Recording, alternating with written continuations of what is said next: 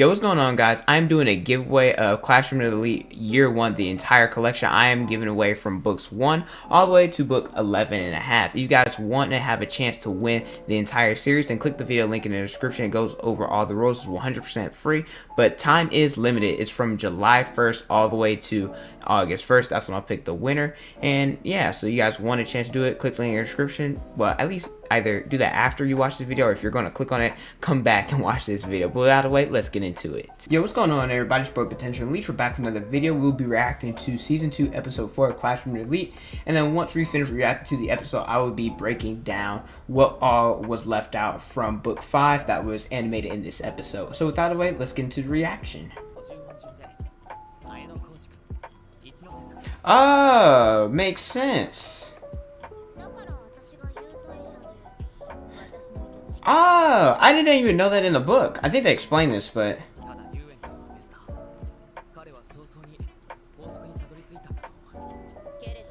Nah, he probably didn't figure out it early on. Somebody probably told him.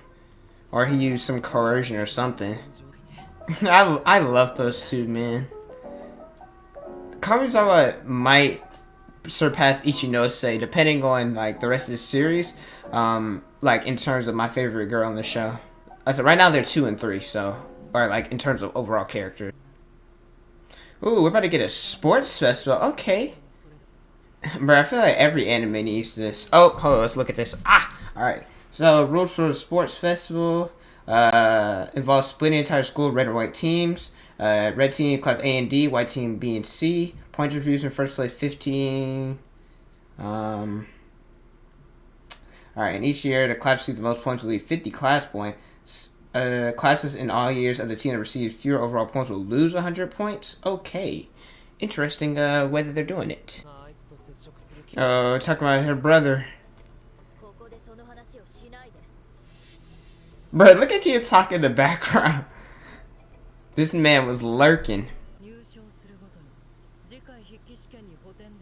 Whoa, I know everybody's going to try to get top, especially those 3 idiots right there. They definitely need the help.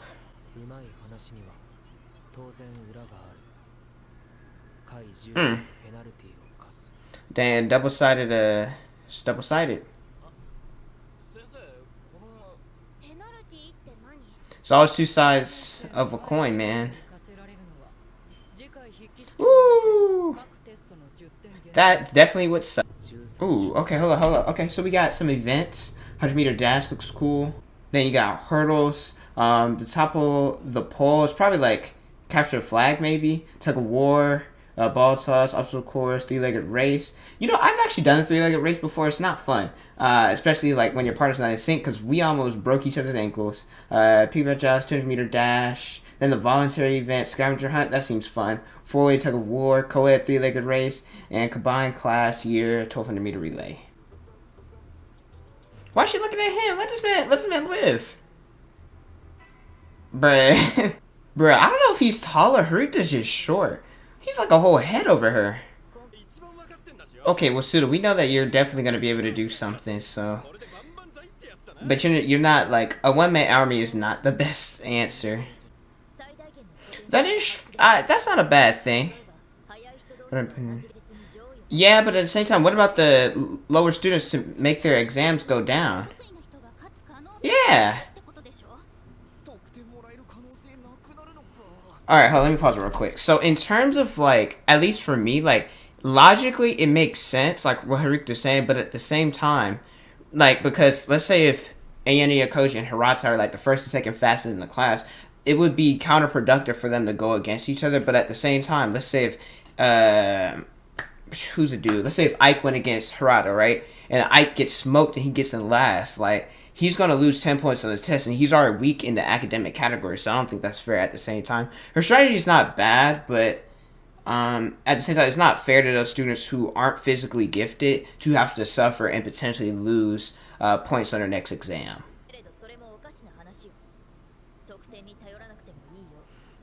Well, okay. Like Haruka, literally, like, for instance, Suda, right? If you dedicate your life to studying, Like, and Pseudo, he studies, but he also has basketball, right? Pseudo would not be as athletically gifted as he is now if he studied as much as she did. There's like checks and balances. When it comes to studying, I'm a smart person. I'm in college. I think my GPA is at 3.8 right now. But at the same time, I'm not going to kill myself, right, over studying. As if I get B's, B's get degrees. I don't have any C's, but C's get degrees too, right? That doesn't make you less, like, dumber than her. So I don't think, you know, like, yeah, you should always study. But at the same time, me personally, I'm not going to study until, like, my brain rots. So I think Harita's being a little bit unfair in this situation. Oh, Kawazawa, yes, ma'am.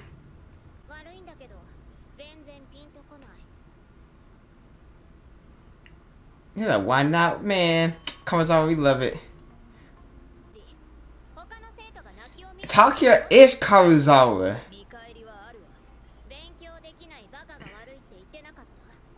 That is true. Yeah, it's like Harita holds herself on like a higher pedestal than everybody else.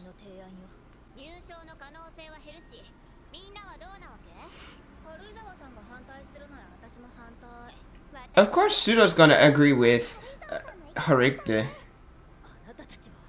See, bruh, you can't call, like, if you want to unite a class, the moment you start attacking people, like, what's that I'm looking for? Like, attacking people instead of, like, the argument, that's when you've lost. So Harita saying, are you people stupid? That's not going to help you. People are obviously going to get mad at you and not want to work with you doing stuff like that. And that's what Harita's flaw is. She's like all about herself instead of taking other people's input. And she thinks her way is the only right way when it's not. Just because you're really smart does not mean you're always right. And Harita needs to learn that. Yeah, because also if people don't want to do something, like, you can't force them to do something. I don't agree with it. Wait, hold on. Did Kiyotaka, did he raise his hand? No, he didn't. Okay, so it's like half the class. Honestly, I feel like less than half the class. Yeah, it's less than class. Oh, is he doing Kushida because of, like, how easily Ruin was able to find, like, her, like, to be the VIP in the test? Oh, but Kawazawa was like, oh, you got an alternative objective.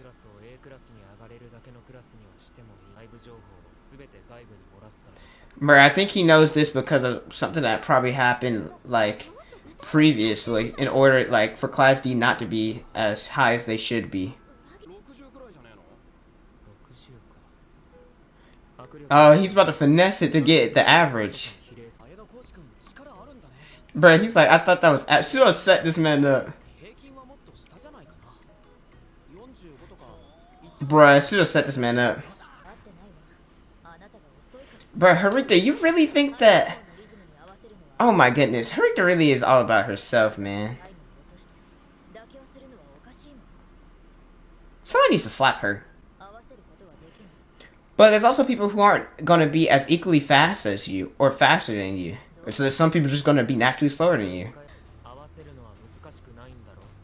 That's what I'm saying, you're talking all this crap and now you're messing up. Yeah, that's how you look. I love Harita, but... She be feeling herself a little bit too much. And, like, for Harita to be as smart as she is, why did she think it was all about individual speed? Like, rhythm is obviously beats speed. Like, Harita, you're being really dumb right now. Oh, is he saying that? Oh, he's saying Harita is the traitor for Class D. So we're going to be talking about what was left out in Book 5. If you guys did not know, I do reviews for Classroom Elite light novels. I'll leave them in the description below. I'll leave it for specifically Book 5 and the entire playlist below. But I will say, I believe this episode, they adapted the first, I'd say like one third to like 1/4 of the book. They did a pretty phenomenal job. I'm not going to lie to you. They rarely left out anything. And if they did, I could see why they left it out because the details weren't really that important. For starters, we're going to talk about Pseudo's soliloquy because the anime version, they don't really include soliloquies like that. They did do Kawazawa's for the first couple episodes, but the soliloquies basically tell you a little bit more about characters' internal thoughts and what they went through before they came to the school. And also they tell you pretty much who's going to be the main focus in the book. So it's about Pseudo. Pseudo, he did not have a good mother in his life. She worked at a nightclub and she dipped on him. It's going to be a heavy pseudo development and progression arc, if you will. His father was a janitor and was regularly in his life, so pseudo, because he didn't have parental influence in his life, he really didn't give a crap about studying, and he was to just focus on basketball. Think about like pro athletes, how they have these tragic stories about parents not being in their lives and going through a lot, and that's why they become great at what they do, because they dedicate all their time into that sport. And that's what pseudo did, where he got so good that different schools were offering him stuff and trying to recruit him, but because of his bad attitude, that's why he wasn't allowed to go to those schools, which is why he decided to settle for the advanced nurturing high school, because they guarantee success after high school. But little they didn't know, they had to graduate from Class A. After the rules and the events were let out, they had a second homeroom where they went to the gym, and that's when they met different classes, Class A through Class D, and also different years, because they will be competing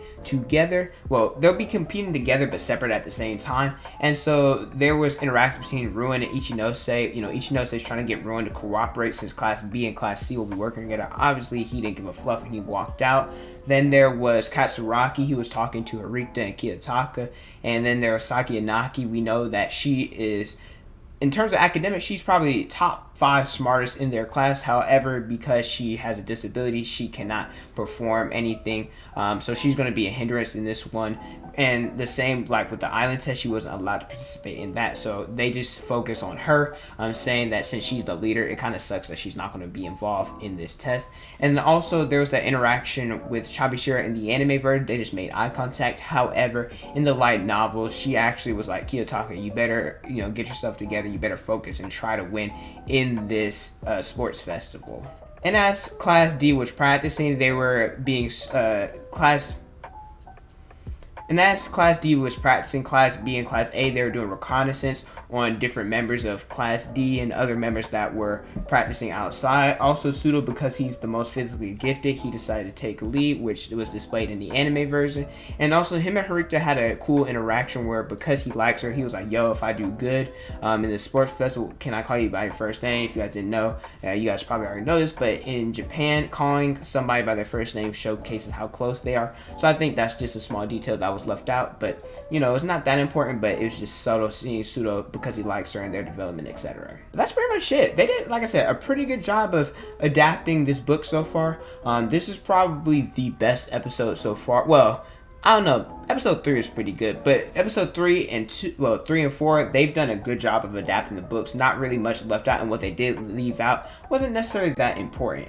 But let me know how you guys felt about this episode. I enjoyed it, and I can't wait to watch the rest of the Sports Festival. Thank you guys so much for watching. Don't forget to like, comment, and subscribe. Also hit the notification bell so you guys never saw a new video. Follow me on Instagram, Twitter, Snapchat, and TikTok. It's on the screen and in the description below. Thank you guys so much for watching, and don't forget to unleash your potential.